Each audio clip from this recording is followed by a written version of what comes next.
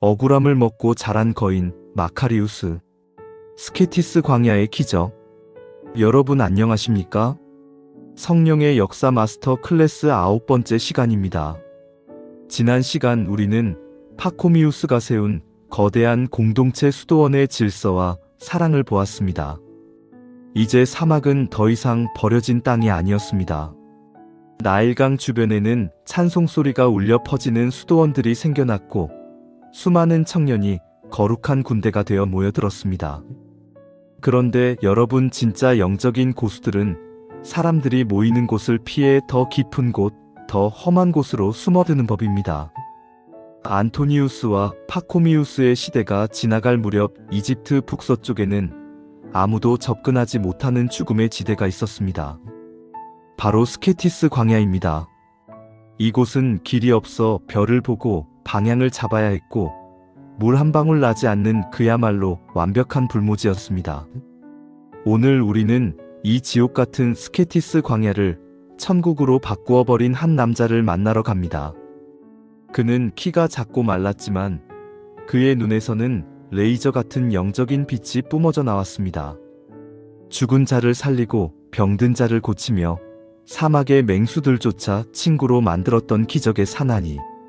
우리는 그를 성대 마카리우스라고 부릅니다. 시계 바늘을 돌려 서기 300년경 이집트의 시골 마을 지지베르로 가보겠습니다. 마카리우스는 본래 평범한 낙타몰이꾼이자 상인이었습니다. 어릴 때부터 남달리 조숙해서 늙은 아이라는 별명을 가졌던 그는 30살이 되던 해에 세상의 모든 욕심을 버리고 마을 외곽의 오두막에서 운수자 생활을 시작했습니다. 그런데 여러분, 영적인 거장이 탄생하기 전에는 반드시 통과해야 할 혹독한 시험이 있는 법입니다. 마카리우스에게 닥친 첫 번째 시험은 사막의 추위도 아니고 배고픔도 아니었습니다.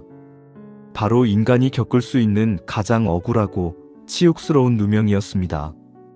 어느 날 마을에 사는 한 처녀가 덜컥 임신을 했습니다. 부모가 노발대발하며 아이 아버지가 누구냐고 다그쳤습니다. 처녀는 두려움에 떨다가 엉뚱한 사람을 지목했습니다.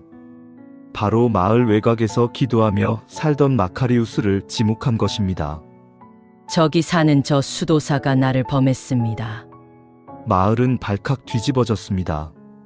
거룩한 척 혼자 살더니 뒤로는 호박씨를 까고 있었구나. 분노한 마을 청년들이 몽둥이를 들고 마카리우스의 오두막으로 쳐들어갔습니다. 그들은 다짜고짜 마카리우스를 끌어내어 먼지나도록 팼습니다. 위선자야, 내가 그러고도 수도사냐? 그의 옷은 찢겨나갔고 목에는 깨진 냄비들이 줄줄이 매달렸습니다. 그는 개처럼 끌려다니며 온 마을을 돌며 조리돌림을 당했습니다. 사람들이 침을 뱉고 돌을 던졌습니다. 하지만 여러분, 여기서 놀라운 일이 벌어집니다. 마카리우스는 아니라고 변명하지 않았습니다. 억울하다고 소리치지도 않았습니다. 그는 묵묵히 그 매를 다 맞았습니다. 피투성이가 된 채로 그는 속으로 이렇게 중얼거렸습니다. 마카리우스야, 이제 너는 아내가 생겼구나. 저 자식이 생겼으니 이제 더 열심히 일해야겠네. 그는 자신을 때린 사람들에게 맹세했습니다. 제가 아이를 책임지겠습니다. 그리고 그날부터 그는 밤낮 없이 바구니를 짜고 돗자리를 만들었습니다. 번 돈을 몽땅 털어 그 처녀의 집으로 보냈습니다. 아내가 먹을 것입니다. 아기가 먹을 것입니다 하면서 꼬박꼬박 양식비를 댔습니다. 마을 사람들은 그를 보며 혀를 찼습니다. 쯧쯧, 죄를 짓긴 지었나 보네. 저렇게 돈을 갖다 바치는 걸 보니. 그렇게 10개월이라는 지옥 같은 시간이 흘렀습니다. 마카리우스는 묵묵히 노동하며 비난을 기도로 바꿨습니다. 드디어 처녀의 해산날이 다가왔습니다. 그런데 문제가 생겼습니다. 산통이 시작되었는데 아이가 나오지 않는 것입니다. 하루가 지나고 이틀이 지나도 끔찍한 고통만 계속될 뿐 아기는 나올 생각을 하지 않았습니다. 산모는 죽을 지경이 되었습니다. 그때서야 두려움을 느낀 처녀가 비명을 지르며 고백했습니다. 제가 거짓말을 했습니다. 아이 아버지는 마카리우스가 아닙니다. 옆집 청년입니다. 제가 벌을 받나 봐요. 저 거룩한 분에게 누명을 씌워서 제가 죽게 생겼어요. 이 고백은 삽시간에 마을로 퍼졌습니다. 사람들은 경악했습니다. 우리가 무슨 짓을 한 것인가? 우리가 살아있는 성자에게 돌을 던졌구나. 그가 죄가 없는데도 그 모진 매를 맞으면서 매달 돈을 보내줬단 말인가? 이것은 인간이 할 수 있는 사랑이 아니었습니다. 감동과 충격에 빠진 마을 사람들은 그 길로 마카리우스의 오두막으로 달려갔습니다. 이번에는 몽둥이가 아니라 존경과 회개의 눈물을 들고 그에게 무릎 꿇으러 간 것입니다. 성자시여, 우리를 용서하소서. 그런데 여러분 사람들이 오두막에 도착했을 때 그곳은 텅 비어 있었습니다. 마카리우스는 사람들이 자신을 칭찬하러 온다는 소식을 듣자마자 짐을 싸서 도망쳐버린 것입니다. 그는 돌을 맞을 때는 견뎠지만 칭찬을 받는 것은 견딜 수가 없었습니다. 돌은 내 몸을 아프게 하지만 칭찬은 내 영혼을 교만하게 만든다는 것을 알았기 때문입니다. 그가 도망쳐서 들어간 곳이 바로 이집트의 서쪽 끝 인간의 발길이 닿지 않는 죽음의 땅 스케티스 광야였습니다. 그는 생각했습니다. 이제 세상의 모든 오해와 칭찬으로부터 자유롭다. 여기서 오직 하나님하고만 살겠다. 스케티스는 안토니우스가 살던 곳보다 훨씬 척박했습니다. 그곳은 물이 없어 빗물을 받아 먹어야 했고 밤이면 뼈를 깎는 추위가 몰아쳤습니다. 마카리우스는 그곳에 작은 굴을 파고 들어갔습니다. 그는 이때부터 인간의 한계를 시험하는 듯한 극단적인 고행을 시작했습니다. 그는 잠을 정복하기로 결심했습니다. 마귀가 잠을 통해 틈탄다고 생각했기 때문입니다. 그는 무려 20년 동안 한 번도 편안하게 누워서 자지 않았습니다. 졸음이 오면 서서 기도했고 그래도 졸리면 땡볕에 나가 모래를 날랐습니다. 그는 먹는 것도 극도로 절제했습니다. 일주일에 딱 한 번 마른 빵 몇 조각을 먹으며 버텼습니다. 어느 날 그는 사막의 대부 안토니우스를 찾아갔습니다. 안토니우스는 이 젊은 수도사의 눈빛을 보고 단번에 그가 보통 인물이 아님을 알아보았습니다. 안토니우스는 그를 제자로 받아주었고 자신의 영적 지혜를 전수해 주었습니다. 안토니우스가 세상을 떠날 때 자신의 지팡이를 마카리우스에게 물려주었는데 이것은 사막의 영적 리더십이 마카리우스에게로 넘어갔다는 상징이었습니다. 스케티스로 돌아온 마카리우스에게는 이제 놀라운 영적 권능이 나타나기 시작했습니다. 그의 소문을 듣고 제자들이 하나둘씩 모여들었습니다. 하루는 제자들이 물었습니다. 아빠 마카리우스여, 어떻게 하면 구원을 얻을 수 있습니까? 마카리우스는 제자들을 데리고 무덤가로 갔습니다. 그리고 말했습니다. 저 무덤 속에 있는 시체들에게 욕을 해보아라. 제자들이 욕을 했습니다. 마카리우스가 물었습니다. 시체들이 화를 내더냐? 아니요, 아무 말이 없습니다. 이번에는 시체들을 칭찬해 보아라. 제자들이 칭찬했습니다. 시체들이 기뻐하더냐? 아니요, 아무 말이 없습니다. 마카리우스는 웃으며 말했습니다. 그렇다. 구원을 얻으려면 죽은 자가 되어야 한다. 세상이 너에게 욕을 해도 화내지 말고 세상이 너를 칭찬해도 기뻐하지 말라. 내가 마을에서 누명을 썼을 때 나는 이미 죽은 자였기에 버틸 수 있었다. 너희도 죽어야 산다. 그의 영성은 죽음을 통과한 부활의 영성이었습니다. 그의 굴 앞에는 매일 수백 명의 사람이 줄을 섰습니다. 병든 자, 귀신 들린 자, 인생의 문제로 고통받는 자들이 사막을 건너왔습니다. 마카리우스가 손을 얹으면 씻은 듯이 나았고 그가 기도를 해주면 꼬였던 문제가 풀렸습니다. 하지만 마카리우스가 행한 가장 큰 기적은 병 고침이 아니었습니다. 그는 인간의 이성으로는 도저히 설명할 수 없는 부활의 권능을 보여주었습니다. 당시 이집트 사막에는 히에라카스라는 이단자가 돌아다니며 수도사들을 미혹하고 있었습니다. 그는 육체는 악한 것이니 부활하지 않고 오직 영혼만 부활한다고 주장하며 예수님의 육체 부활을 부인했습니다. 어느 날 히에라카스가 마카리우스가 있는 수도원을 찾아와 조롱하며 논쟁을 걸었습니다. 마카리우스여, 당신이 아무리 기도를 많이 해도 육체의 부활은 없습니다. 썩어질 몸이 어떻게 다시 산단 말입니까? 마카리우스는 말싸움을 즐기지 않았습니다. 그는 조용히 그를 데리고 근처의 무덤가로 갔습니다. 마카리우스는 최근에 묻힌 한 무덤 앞에 섰습니다. 그리고 이단자에게 말했습니다. 말이 필요 없습니다. 당신의 믿음이 진짜라면 기도해서 이 죽은 자를 일으켜 보십시오.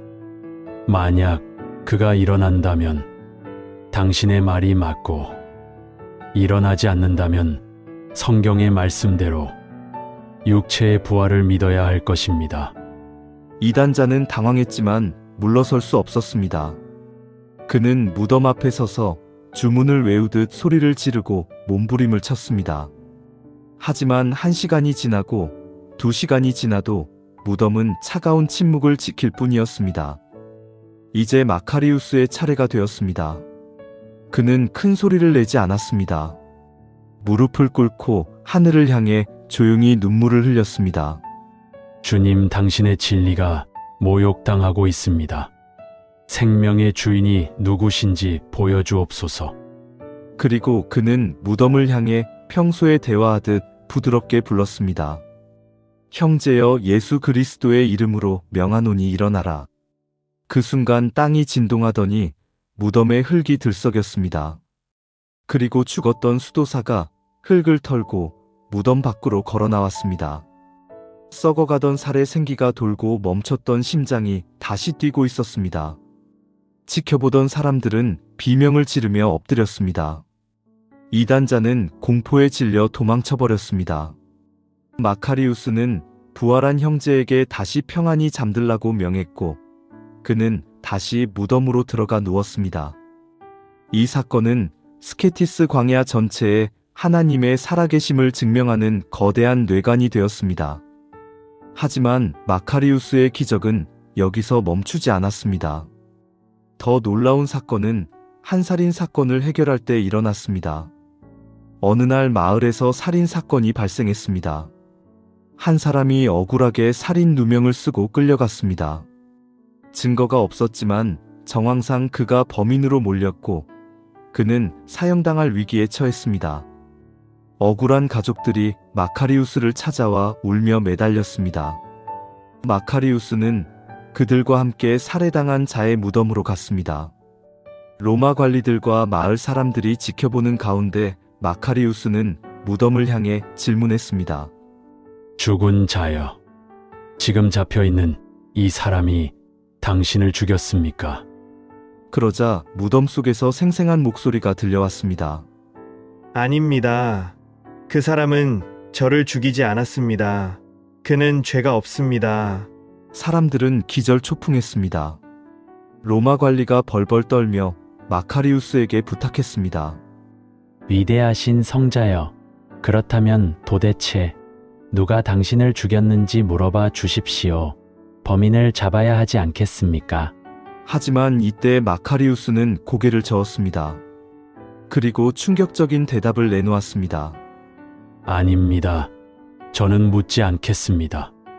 하나님은 무죄한 자를 구원하기 위해 저에게 입을 열어주신 것이지, 죄인을 정죄하기 위해 입을 열어주신 것이 아닙니다.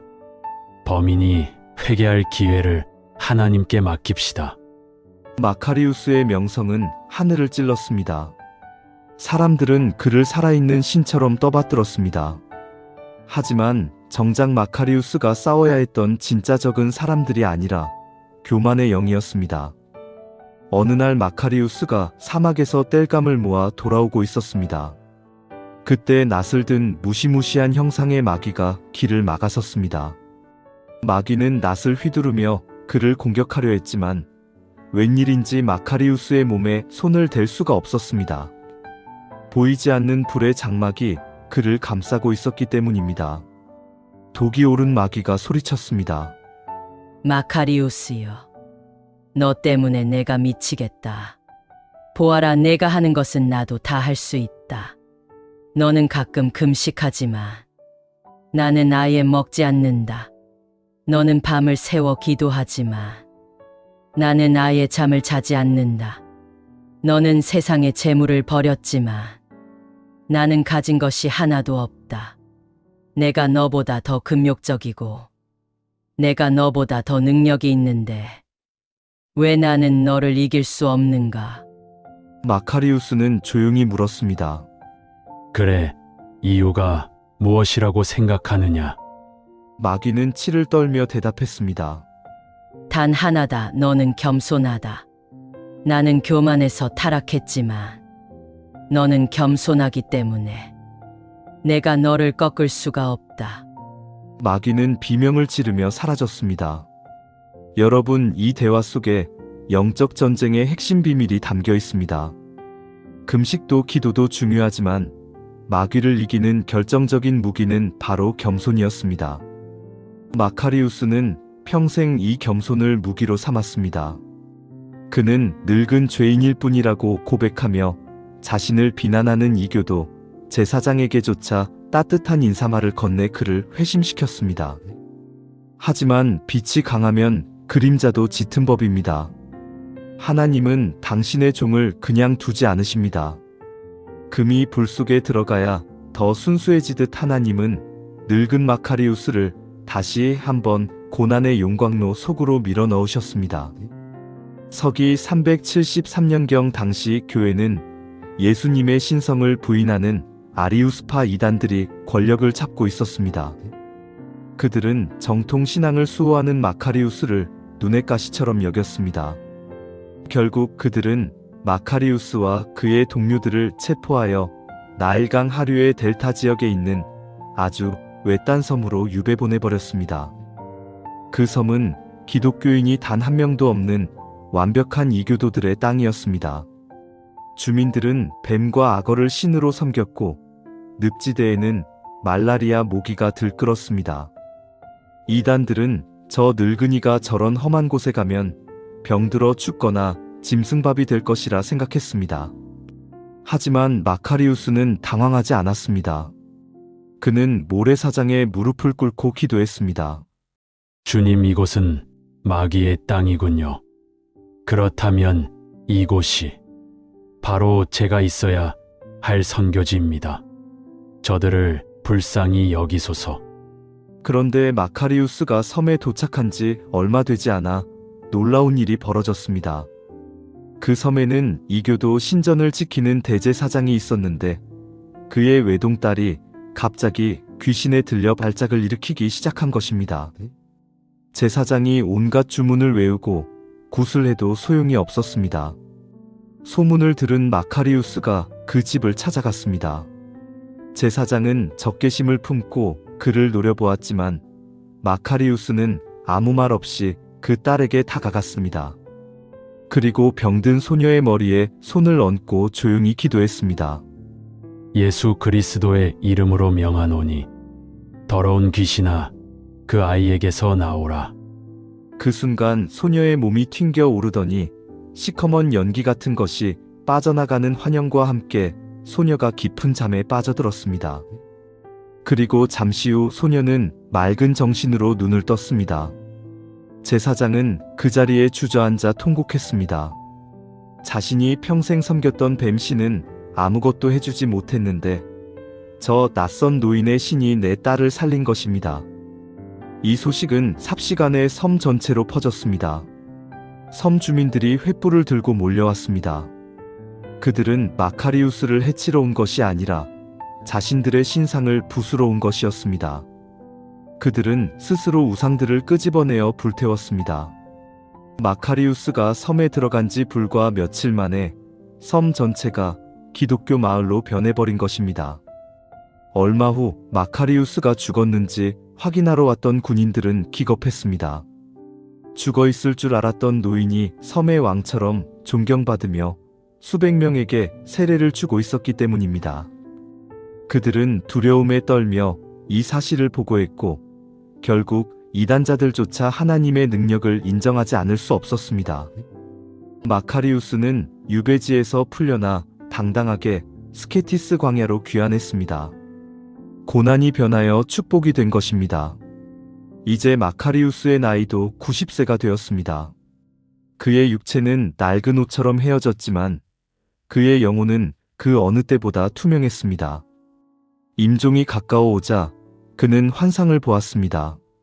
하늘에서 2명의 천사장이 내려왔는데 그 뒤로 이미 천국에 가 있는 그의 스승 안토니우스와 파코미우스가 환하게 웃으며 그를 마중 나온 것입니다. 마카리우스는 제자들을 불러 모았습니다. 그리고 마지막 유언을 남겼습니다. 형제들이여, 우는 자와 함께 울고 기뻐하는 자와 함께 기뻐하십시오. 그리고 무엇보다 서로의 허물을 보지 마십시오. 이것이 내가 평생 배운 하나님을 닮는 법입니다. 서기 391년 위대한 영적 거장 마카리우스는 조용히 눈을 감았습니다. 그의 영혼이 몸을 떠날 때 천사들이 그를 호위하며 올라갔습니다. 전설에 따르면 마귀들이 공중에서 쫓아오며 마지막으로 그를 시험했다고 합니다. 마귀들이 소리쳤습니다. 마카리우스여, 당신은 정말 위대합니다. 당신은 우리를 이겼습니다. 끝까지 그를 교만하게 만들려는 수작이었습니다. 하지만 마카리우스의 영혼은 이렇게 대답했습니다. 아닙니다. 아직 아닙니다. 내가 천국 문에 들어갈 때까지 나는 아무것도 아닙니다. 끝까지 겸손의 끈을 놓지 않았던 그는 천국 문이 닫히는 그 순간 비로소 나는 주님의 은혜로 구원받았다라고 고백하며 안식에 들어갔습니다. 사랑하는 여러분, 마카리우스가 죽은 후 후대 교회는 그에게 아주 특별하고 충격적인 별명 하나를 붙여주었습니다. 그것은 바로 땅 위의 하나님이라는 칭호였습니다. 이것은 신성 모독이 아니었습니다. 그가 보여준 삶의 태도 때문이었습니다. 그는 마치 하나님처럼 사람들의 죄를 보았으나 보지 않은 것처럼 행동했고 들었으나 듣지 않은 것처럼 행동했습니다. 누군가 죄를 지으면 그것을 지적하고 정죄하는 것이 아니라 하나님이 우리의 죄를 덮어주시듯 그도 조용히 덮어주었습니다. 그는 심판자가 되기보다 덮어주는 자가 되기를 선택했습니다. 오늘날 우리에게 필요한 것은 죽은 자를 일으키는 능력이 아닐지도 모릅니다. 마귀와 대화하는 영성도 아닐지 모릅니다. 진짜 우리에게 필요한 것은 억울한 누명을 쓰고도 침묵할 수 있는 인내, 그리고 내 옆에 있는 지체들을 끝까지 품어주는 그 넉넉한 마음입니다. 오늘 밤 여러분의 마음속에 있는 미움과 정죄의 돌을 내려놓으십시오. 그리고 마카리우스처럼 기도의 굴로 들어가십시오. 하나님, 저도 마카리우스처럼 살고 싶습니다. 내 눈이 남의 허물을 보는 눈이 아니라 남의 아픔을 보는 눈이 되게 하소서. 내가 가진 작은 능력으로 자기를 과시하는 것이 아니라 이웃을 살리는데 쓰게 하소서. 지금까지 억울함을 먹고 자라 거인이 된 사람, 이집트 스케티스 광야의 기적 마카리우스 이야기였습니다. 이 이야기가 여러분의 영혼의 깊은 우물이 되고 메마른 삶을 적시는 생수가 되었기를 바랍니다. 영상이 은혜가 되셨다면 구독과 좋아요로 함께 해주십시오. 여러분의 작은 응원이 잊혀진 믿음의 거인들을 다시 깨우는 큰 힘이 됩니다. 다음 시간에는 성경을 라틴어로 번역하기 위해 스스로 동굴 감옥에 갇혔던 고독한 천재 제롬과 초대교회의 든든한 기둥이었던 교부들의 치열한 삶의 현장으로 찾아오겠습니다. 감사합니다.